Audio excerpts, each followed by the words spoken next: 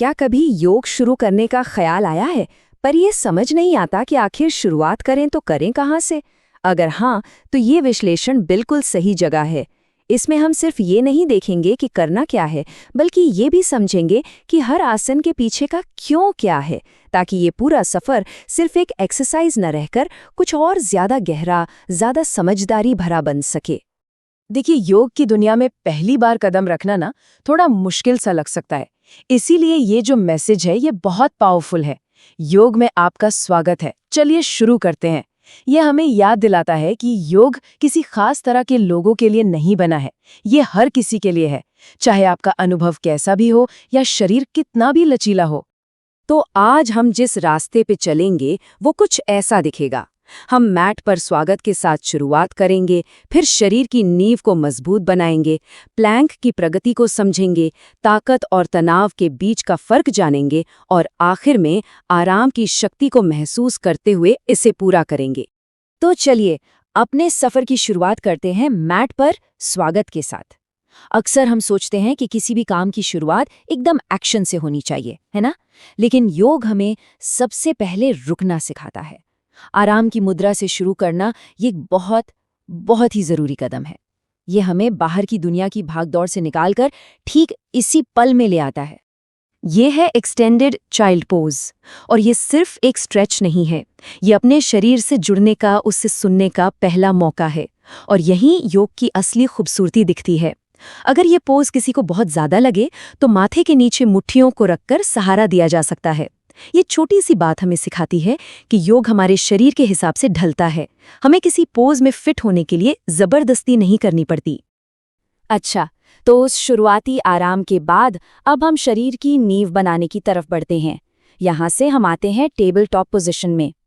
यहीं पर हम अलाइनमेंट और एंगेजमेंट के वो ज़रूरी सिद्धांत सीखते हैं जो आगे के लगभग हर आसन का आधार बनेंगे। जब हम अपने हाथों पर वजन डालते हैं ना, तो अक्सर हमारी कलाइयों में तनाव आ सकता है। इसी मुश्किल का हल है योगी हैंड्स। अब ये सिर्फ हथेलियों को मैट पर टिका देना नहीं है।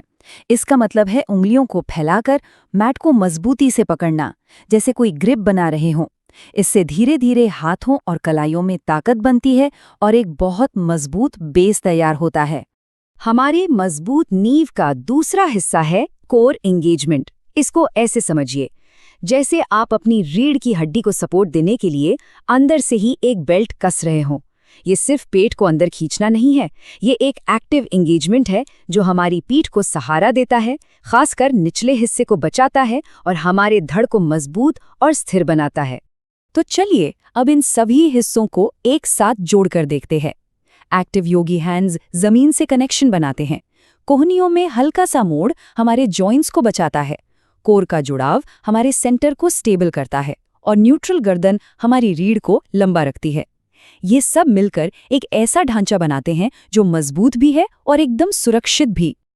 अब जब हमारी नींव मजबूत हो गई है तो हम प्लैंक प्रोग्रेशन को देखते हैं। हाई से लो प्लैंक योग में एक बहुत ही कॉमन मूवमेंट है, लेकिन कई लोगों को ये मुश्किल लगता है। इसे सही तरीके से करने का राज है मॉडिफिकेशन, मतलब इसे अपने शरीर के हिसाब से बदलना। यही वो तरीका है जिससे हम बिना चोट के सही तरह से ताकत बना सकते हैं। आइए इस मॉडिफाइड फ्लो को धीरे धीरे समझते हैं। सबसे पहले घुटनों पर मॉडिफाइड हाई प्लैंक से शुरू करें। फिर कोहनियों को सीधे पीछे की ओर मोड़ते हुए कंट्रोल के साथ आधा नीचे आएं। यहाँ मॉडिफाइड लो प्लैंक में एक पल के लिए रुकें और फिर आराम से पेट के बल लेट जाए। हर एक स्टेप कंट्रोल और ताकत बनाने के बारे में है, जल्दबाजी के बारे में नहीं। अब सही अलाइनमेंट को याद रखने का एक बहुत ही असरदार तरीका है। सोर्स से लिया गया ये विजुअल क्यू बहुत मदद करता है। बस कल्पना कीजिए कि आपकी पीठ पर लकड़ी का एक तख्ता रखा है। ये एक छोटी सी कल्पना एक सीधी लाइन वाली मुद्रा के आइडिया को समझना बहुत ही आसान बना देती है। सही अलाइनमेंट के साथ साथ ये समझना भी जरूरी है कि हम अपने शरीर में महसूस क्या कर रहे हैं। यहीं पर हम ताकत और तनाव के बीच के फर्क को समझते हैं, और लो कोबरा आसन इसका एक बेहतरीन उदाहरण है। ये हमें सिखाता है कि अच्छे वाले एफर्ट और नुकसान पहुंचाने वाले खिंचाव के बीच की लाइन को कैसे पहचानें। इस स्लाइड पर हम इन दोनों एहसासों को साफ साफ देख सकते हैं। बाईं तरफ है ताकत। छाती को उठाने के लिए पीठ की मसल्स का इस्तेमाल हो रहा है। वहीं दाईं तरफ है तनाव, कमर के निचले हिस्से में दर्द और हाथों से बहुत ज्यादा जोर लगाया जा रहा है। बात बस इतनी सी है कि हमें अपने शरीर के संकेतों को सुनना है और उनकी इज्जत करनी है। और ये हमें एक बहुत गहरे विचार तक ले जाता है। ये कोट कहता है, ताकत का रहस्य खुद को तब थामे रखने की क्षमता है जब गुरुत्वाकर्षण आपको नीचे खींच रहा हो। यह सिर्फ फिजिकल स्ट्रेंथ के बारे में नहीं है, ये उस मेंटल पावर के बारे में है जो हमें मैट पर आने और कोशिश करने के लिए कहती है, चाहे नतीजा कुछ भी हो। और अब हम अपने आखिरी और शायद सबसे जरूरी हिस्से पर आते हैं, आराम की शक्ति। यहाँ हम बात कर रहे हैं बेली शवासन की।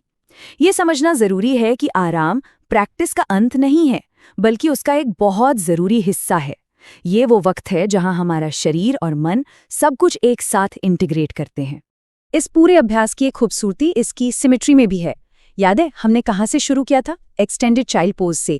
और अब ये पूरा क्रम ठीक वही खत्म होता है। आराम की हालत में शुरू करना और वही खत्म करना, ये जिंदगी में बैलेंस के आइडिया को और भी मजबूत करता है। और आखिर में ये पावरफुल मैसेज हमें याद दिलाता है कि योग का मकसद सिर्फ शरीर को मोड़ना नहीं है, बल्कि अपने अंदर झांकना है। आपके अंदर एक ऐसी जगह है जहां पूरा ब्रह्मांड बसता है। ये जगह प्रेम, प्रकाश, सत्य और शांति की है।